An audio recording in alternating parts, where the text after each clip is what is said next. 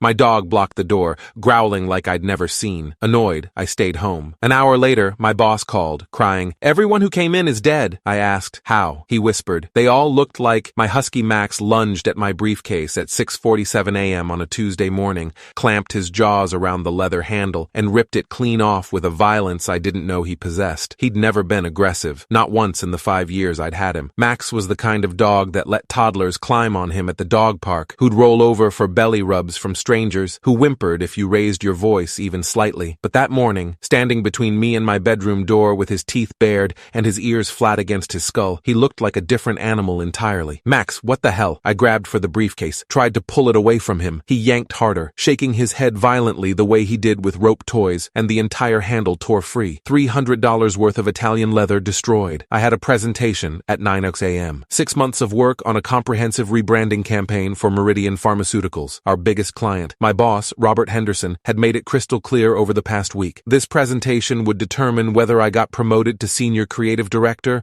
or stayed stuck as an associate for another year. "Make or break, Marcus," he'd said yesterday, tapping his pen against my desk. "Don't let me down. I couldn't afford to be late. I definitely couldn't afford to miss it entirely." "Move," I used my firm voice, the one that always worked when Max was being stubborn about coming inside from the backyard. He didn't move. Instead, he pressed himself wider against the door, his body a solid 70-pound barrier between me and the hallway. The growl that came from his throat was low, primal, nothing like the playful sounds he made during fetch. This was a warning. I grabbed my laptop bag from the chair, thinking I'd just shove everything into that instead. The moment I picked it up, Max lunged forward and snatched it from my hands. He shook it so hard my laptop went flying, hit the floor with a sickening crack. "Are you insane?" My voice came out louder than I meant. "That's my work. I need that." My phone started ringing. Jake, my coworker, my best friend since college orientation, when we'd both gotten lost trying to find the economics building and ended up at a frat party instead. We'd been hired at Morrison Creative Agency the same week, suffered through the same soul-crushing training sessions, covered for each other through hangovers and family emergencies, and that time, Jake accidentally sent a client email to the entire company. "Dude, where are you?" Jake's voice had that edge it got when he was stressed. "Henderson's already setting up the conference room. You know how he gets when..." My dog just went psycho. "I'm not kidding, Jake. He destroyed my briefcase, my laptop bag. I can't get past him to even leave my bedroom." Jake laughed. It sounded tinny through the phone speaker. "Your dog ate your homework? That's the best excuse you've got?" "I'm serious. He's blocking the door. He won't let me leave. I've never seen him like this." "Man, you've got like 20 minutes before Henderson completely loses it. Client's supposed to arrive at 8:45. You need to..." "I know. Just tell him I'm coming. Give me 15 minutes. I hung up and turned to Max. He was sitting now, but still directly in front of the door, his ice blue eyes locked on me with an intensity that made my skin prickle. I'd read somewhere that dogs could sense things humans couldn't. Storms, earthquakes, seizures, but this felt different. This felt deliberate. I tried a different approach. Went to the closet and pulled out an old backpack from grad school. Figured I'd just throw everything in there. The moment Max saw it, he exploded into motion, jumped up, grabbed the backpack strap in his teeth, and bolted into the bathroom with it. "Max, I swear to God!" That's when I noticed my work badge sitting on the kitchen counter where I'd left it the night before. Without it, I couldn't get past building security. Morrison Creative was in a high-rise downtown with strict protocols after some corporate espionage incident last year. No badge, no entry, no exceptions. I moved toward the counter. Max burst out of the bathroom like he'd been shot from a cannon, snatched the badge in his jaws, and disappeared back into the bathroom. I heard the plastic ID holder cracking between his teeth. I stood there in my best suit, the charcoal Tom Ford I'd bought specifically for this presentation, completely helpless, watching my career implode because my dog had apparently lost his mind. I'd adopted Max from a rescue shelter 5 years ago, right after my divorce from Caroline was finalized. The shelter volunteer had warned me that huskies were high energy, stubborn, prone to dramatic behavior. "They're basically toddlers in dog bodies," she'd said, scratching Max behind his ears while he leaned into her hand. "Already charming, but they're also incredibly loyal. Once they bond with you, they're yours forever." Max had been my constant companion through everything, through the depression that followed the divorce, through the career changes. I'd left teaching to pursue creative work, a decision my ex-wife had called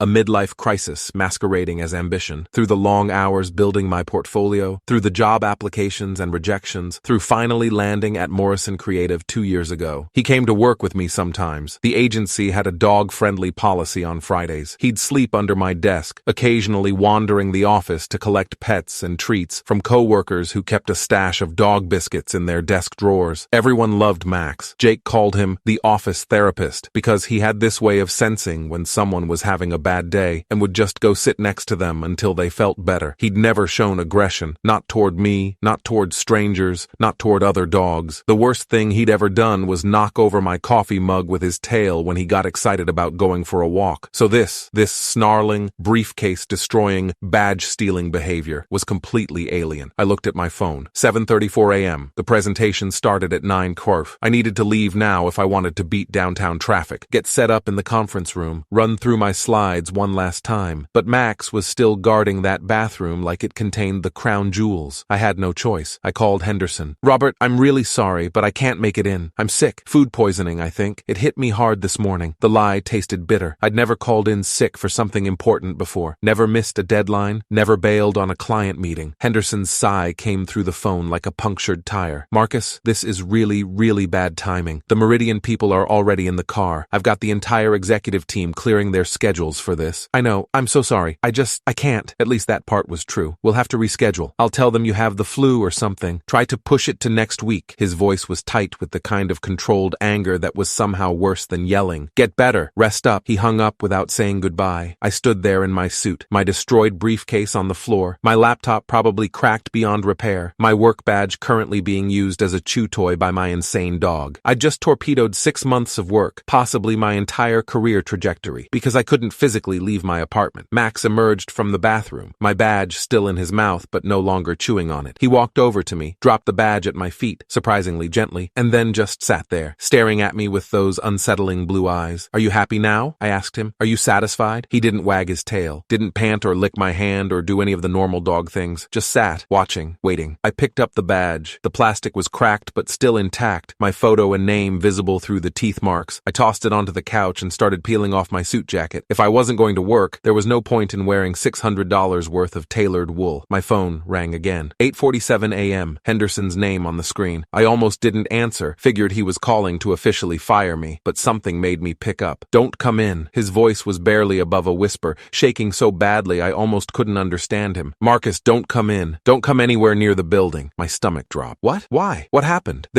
He couldn't finish the sentence. I heard him making sounds that might have been breathing or might have been sobbing. "There's been an incident." "What kind of incident?" "Robert, what's going on?" "A gas leak from the overnight construction on the 3rd floor. They were installing new ventilation systems. Something went wrong. The maintenance crew found another broken sound." "Marcus, everyone who came to the morning meeting is dead." The world tilted. I sat down hard on the edge of my bed. "What?" "Jake, Sarah, Tom, Rebecca, everyone from Creative, the Meridian clients, 17 people total. Carbon monoxide from a faulty connection in the ventilation line. They think it started leaking around 6 this morning before anyone arrived. By the time people started feeling symptoms during the meeting, it was too late. They said it looked like everyone just fell asleep, but they didn't wake up." The phone slipped from my hand, clattered onto the floor. I looked at Max. He was still sitting in the doorway, perfectly still, those ice blue eyes fixed on me like he'd known all along exactly what he was doing. I didn't move for a long time, couldn't process what Henderson had said. 17 people dead, Jake dead, because of a gas leak I would have walked directly into if Max hadn't physically prevented me from leaving. My phone buzzed with incoming texts. I picked it up with shaking hands. Sarah's girlfriend. "Have you heard from Sarah?" "She's not answering her phone." "Tom's wife." "Tom didn't come home for lunch." "Do you know what's happening at the office?" "Jake's mom." "Marcus, please call me. The police just came to my house. They won't tell me anything except there was an accident. Is Jake okay? Please tell me my son is okay." I couldn't answer any of them, couldn't form words. Max walked over and put his head on my knee, not demanding attention, not playful, just present, solid, real. I put my hand on his head, felt the soft fur, the warmth. "How did you know?" I whispered. "How the hell did you know?" The news broke on television about an hour later. I sat on my couch watching the live coverage, Max pressed against my leg, as reporters stood outside Morrison Creative's building, talking about the tragic workplace accident and ongoing investigation into safety protocol violations. The names started coming out around noon. Jake Montgomery, 29, creative associate. Sarah Chen, 31, senior copywriter. Tom Reeves, 44, art director. Rebecca Foster, 38, account manager. Jake's face appeared on the screen, his LinkedIn photo,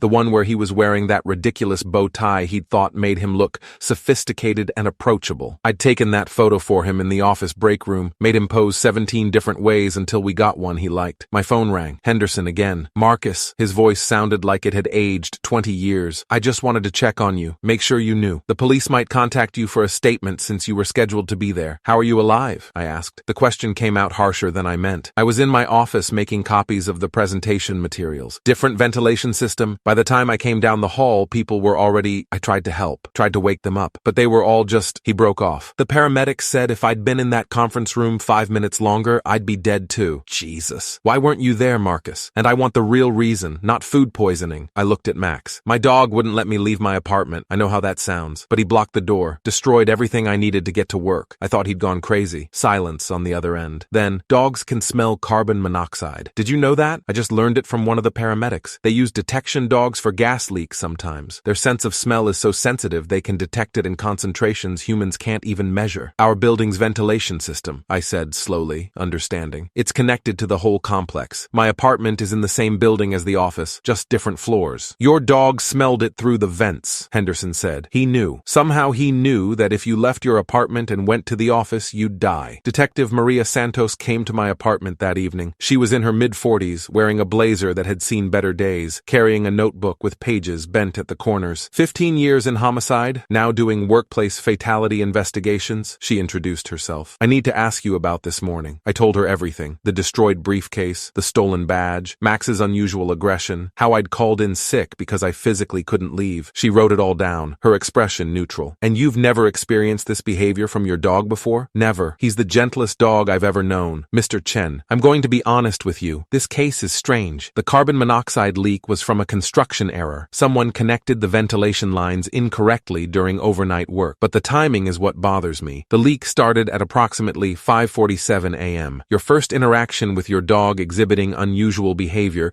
was at 6:47 a.m., according to your phone records showing when you called your coworker. That's exactly 1 hour after the leak began. I don't understand what you're saying. I'm saying your dog detected something an hour after it started, before it reached concentrations that would register on standard carbon monoxide detectors. We checked your apartment. You don't have a CO detector, by the way. You should really install one. But even if you did, it wouldn't have alarmed yet. The levels in your apartment at that time were elevated, but not immediately dangerous. But your dog knew. He sensed something was wrong before any human or device would have detected it. She looked at Max, who was lying on his bed in the corner, watching us. Dogs have about 220 million olfactory receptors. Humans have about 5 million. There are documented cases of dogs detecting gas leaks, alerting their owners to carbon monoxide poisoning, even sensing seizures or diabetic emergencies before they happen. But this is the first time I've seen a dog prevent someone from walking into a lethal exposure. So, he saved my life. He absolutely saved your life. If you'd gone to that office, you'd be dead. The forensic team said everyone in that conference room died between 8:52 and 9:04 a.m. You would have arrived right in that window. My hands started shaking. I clasped them together to make it stop. I know this is difficult, Detective Santos said, not unkindly, but I need you to understand how serious this is. The construction company, Hartwell & Sons, they're facing negligent homicide charges, 17 counts. The project manager who approved the faulty connection is going to prison. But we also need to understand how this happened, how the leak went undetected for so long. What about building management? Don't they have safety protocols? They do, and they failed. The overnight security guard was supposed to do a walkthrough every 2 hours. He didn't. He was watching Netflix in the security office. We have the footage. He's been fired and is facing charges as well. She closed her notebook. The building's management company is going to be sued into oblivion. Morrison Creative is already preparing a massive wrongful death lawsuit. She stood to leave, then paused. Mr. Chen, one more thing. The ventilation system in your apartment is connected to the same main system as the office. The levels in your apartment were high enough that if you'd stayed home all day, you might have gotten sick, maybe severely sick, but probably not fatal. But the office conference room was directly above where the faulty connection was made. The concentration there was immediately lethal. After she left, I sat on the floor next to Max's bed. He lifted his head, and I scratched behind his ears the way he liked. You knew, I whispered. You smelled it in our apartment, and you knew if I went to work, I'd walk right into the worst of it. He licked my hand once, then put his head back down. Jake's funeral was on Saturday. His mother, Patricia Montgomery, was a woman I'd met dozens of times over the years. At Jake's birthday parties, at his graduation, once at Christmas when I didn't have anywhere else to go, and Jake insisted I come home with him. She'd always treated me like a second son. She looked hollow at the funeral, empty. Her husband held her up during the service,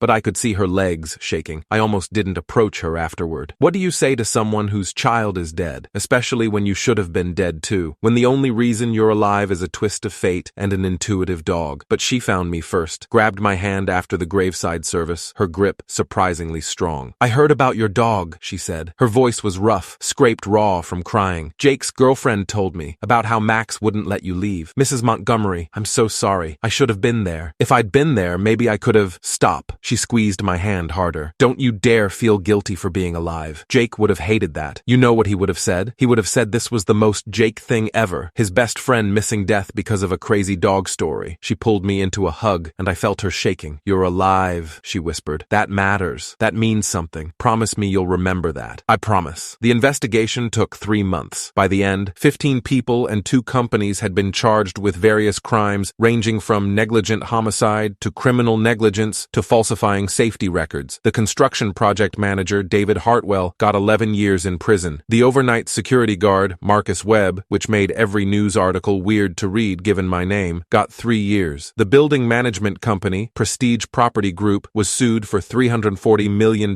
by the victims' families and folded entirely. Morrison Creative never reopened. Henderson tried to salvage it, tried to move to a different location, but nobody wanted to work there anymore. The company was synonymous with death. He sold the client list to a competitor and retired early. I couldn't go back to creative work. Every time I tried to work on a campaign, tried to think about branding and messaging and target demographics, I'd see Jake's face, hear Sarah's laugh, remember Tom showing me photos of his kids, but I couldn't just do nothing. I'd been researching for 2 weeks when I found Dr. Rebecca Walsh, a veterinary behaviorist who'd published several papers on canine detection abilities. She worked at UC Davis, ran a program training service dogs for medical alert tasks. Dogs detecting gas leaks isn't new, she told me over Zoom, her office wall covered in photos of dogs in training vests. But what your dog did, that level of insistence, that understanding that the danger wasn't immediate, but would be if you left, that's remarkable. That's reasoning. That's communication. Can other dogs do this? Can they be trained to do this? Potentially. Dogs are already used for detecting explosives, drugs, accelerants in arson investigations. Some are trained to detect certain cancers, to alert to oncoming seizures or diabetic emergencies. Gas leak detection is less common but absolutely possible, especially in commercial settings where leaks could be catastrophic. What if I wanted to start a company, training dogs specifically for gas detection in office buildings? She leaned forward, interested now. That would be innovative. Most commercial buildings rely on electronic detectors, but those have limitations. They can malfunction, run out of battery, get covered in dust. A trained dog, especially one that bonds with the building's security team, could be a valuable additional layer of safety. Would you help me? Consult on the training protocols? I'd love to. Canine Guard Solutions launched 7 months after the Morrison Creative tragedy. I used most of my savings and a small business loan. Dr. Walsh helped design the training program. We started with rescue dogs. Most of them, like Max, were considered difficult or high energy or unsuitable for typical adoption. Turns out those traits made them perfect for detection work. Our first client was a tech startup in San Jose that had recently moved into an old building with questionable infrastructure. They hired us as much for the PR. Innovative company uses cutting-edge safety technology as for actual safety concerns. But then it happened. Zeus, a German shepherd we'd trained for 3 months, started alerting at 4:23 a.m. during a night security shift, barking at a specific wall panel, refusing to move. The security guard initially thought Zeus was malfunctioning. That's actually the term he used, like Zeus was a robot, but he called the emergency number we'd provided. We contacted the gas company. They sent a crew within an hour. They found a hairline fracture and a natural gas line inside the wall. Not leaking yet, but close. Another few days of pressure changes, of building temperature fluctuations, and it would have ruptured. The building had over 200 people working there daily. Zeus had prevented another Morrison Creative. After that, we couldn't train dogs fast enough. Companies lined up. Building management firms added us to their standard safety protocols. We expanded to Los Angeles, Seattle, Phoenix, Denver. Max came to every installation, every training session. Officially, he was our quality control specialist. Unofficially, he was our proof of concept, the dog that had started it all. 3 years after the incident, I got a call from Patricia Montgomery. I wanted you to know, she said, that we're using the settlement money from the lawsuit to start a foundation, the Jake Montgomery Workplace Safety Foundation. We're going to fund research into better detection systems, lobby for stricter safety regulations, provide support for families affected by workplace accidents. That's wonderful, Mrs. Montgomery. And I wanted to ask if Canine Guard Solutions would be interested in partnering with us, maybe provide trained dogs to buildings that can't afford them otherwise. Schools, community centers, nonprofit offices. Yes, absolutely yes. Jake would have loved this, she said softly. He would have thought it was ridiculous and perfect that his death led to an army of safety dogs. You know he always wanted a dog, but his apartment didn't allow them. I didn't know that. There were probably 1,000 things I didn't know about Jake, would never get to learn now. We'll make sure his name is prices on every dog we donate, I told her. Every single one. Last month, we caught our 43rd gas leak before it became a catastrophe. A golden retriever named Luna alerted to a faulty connection in a hospital's maintenance area at 2:17 a.m. The hospital maintenance chief initially didn't believe it. The electronic sensors showed nothing wrong, but they checked anyway. Found the leak, fixed it before the morning shift started, before hundreds of patients and staff could have been exposed. Luna's handler sent me a photo. She was wearing a vest that said Canine Guard Solutions, Jake Montgomery Memorial Program. I keep that photo on my office wall, right next to the destroyed briefcase from that Tuesday morning 5 years ago. The leather is still torn, the teeth marks still visible, the handle completely separated from the bag. Sometimes clients ask about it. Why do you keep a destroyed briefcase? Because that's the briefcase my dog attacked to prevent me from going to work the day 17 people died from carbon monoxide poisoning. That's the briefcase that saved my life. They usually go quiet after that. Then they sign the contract. Max is 9 now. He's slower than he used to be. Sleeps more, doesn't come to every installation anymore, but he's still the gentlest dog I've ever known. Still lets kids pull his tail at the park. Still whimpers if I raise my voice. But sometimes, in the middle of the night, I'll wake up and find him sitting by my bedroom door. Just sitting, watching, like he's still on guard, still protecting me from invisible threats I can't sense. It's okay, buddy, I'll tell him. We're safe. I'm safe. He'll wag his tail once, then come back to bed. I've learned to trust that instinct, that vigilance, because 5 years ago, my dog's bizarre, destructive behavior seemed like the worst possible thing that could happen to my career, my life, my future. Turns out it was the greatest gift I could have received. Jake's mom was right. He would have thought this whole thing was ridiculous. The most Jake story ever, surviving death because your dog wouldn't let you leave for work. But I know what Jake would say if he could see Canine Guard Solutions now,